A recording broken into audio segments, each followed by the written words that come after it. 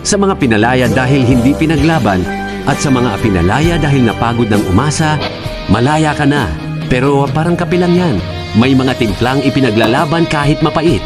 At may mga kapeng hinahayaang lumamig sa mesa dahil alam mong wala ng init na babalik pa.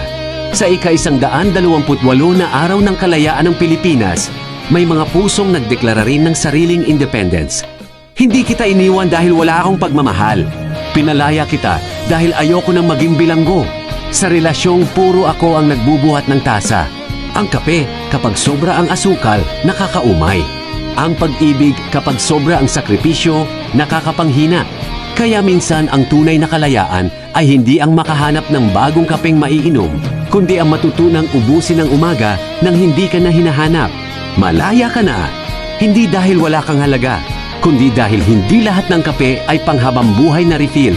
At gaya ng bansa nating minsang lumaya mula sa pananakop, may mga pusong lumalaya rin mula sa maling tao. Maligayang araw ng kalayaan. Sa mga pusong dating nakakadena sa scene, baka sakali at hintayin mo ako.